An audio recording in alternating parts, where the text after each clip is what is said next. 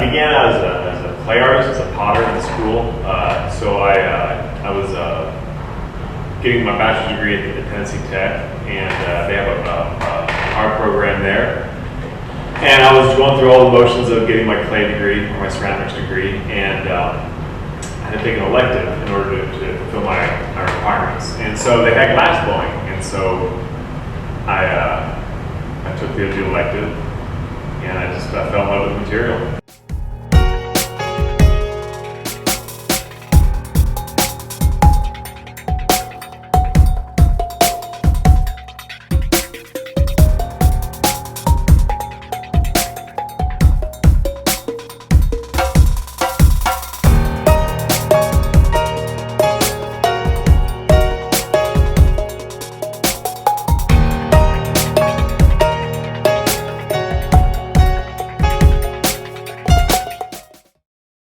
Me and a friend we were street luging in this really small town called Smithville, Tennessee.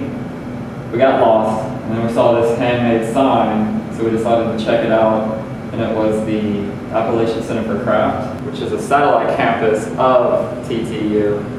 And so someone gave us a tour. This was the first time I ever saw glass, and that was it. So I switched majors and started completely over. I had about 2 semesters left to get the engineering degree, and I just stopped. And 8 years of school, not a great decision. At the previous location, I had more of a sculptural focus on my work, and that was around 2008 when everything kind of went bad with the economy, and so not much was really happening. But the only thing that would make money is where I would invite the public in, and they could actually make their own objects here, or the glass ornament. As soon as you take a gather or you start a piece, everything goes away. It's all your problems melted. All that matters is that moment, a little dance with the glass, and so it's I guess in a way it's almost drug-like, where if I'm having a bad day, I just start making work and takes all my worries out.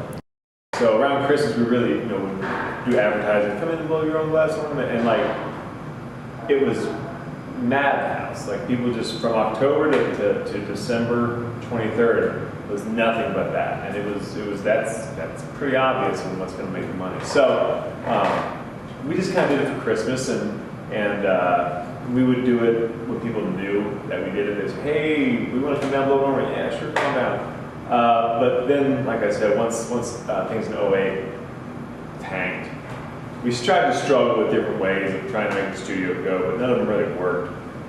And I was actually really close, about 2 months of just closing the shop because nothing really worked. And around that time, within that 3 months, October started coming in, and we started getting the ornaments. And I was like, okay, this is how we're going to do it. We have to, if I'm gonna stay in this material somehow, I've got to make money to do it. So this is how we do it. So this spot opened up in downtown, and right in the middle of everything. So I figured there would always be some good traffic there, and it was a good place to kind of test my theory to see if this was a real option. So we moved down here, and we kind of formed the whole studio around the ornament. So we have smaller space, there's smaller equipment. It's a little bit more efficient and leaner business model than I had previously. It's very laid back, very family style. We're very close, but once the glass begins, once we start the process, it turns pretty intense. Not much room for error, no excuses. If you mess up, there's no accidents. So it's definitely one of the most stressful environments I've ever experienced. But somehow at the same time, it's still one of the most fun as well.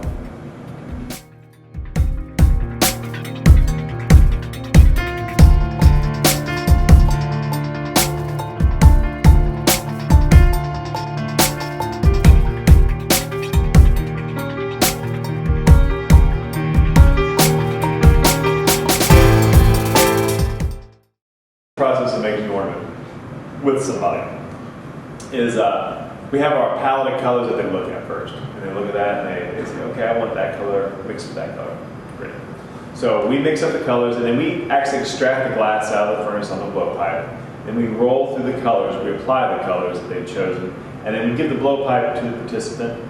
They go over to the glory hole and they actually get to melt the glass in and make it all homogeneous and hot. Then we come on back to the bench, we hook up a rubber hose to the blowpipe, and we give the other end of the hose to the participant, and then they just blow on that tube. And that pressure is translated down to the pipe and it inflates. And then you hang on, put the hook on it, and we put it into an oven. Now it stays in the oven overnight. It has to anneal, or it has to slowly cool to get all the working stress out of the glass. If we were just leaving the ornament in the open air, it would eventually crack. Glass is very susceptible to thermal shock, so it needs to slowly come down to room temperature from 2,000 degrees.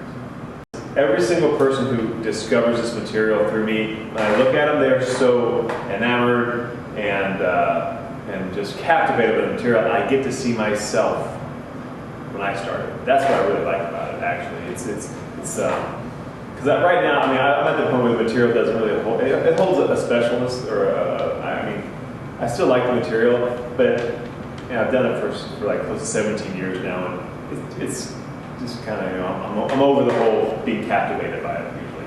So when I see somebody else do it, it gives me a little nostalgia, and I was like, yeah, that's really cool. I remember that, and so it helps me just kind of appreciate the material a lot more, and that's what I like most about it.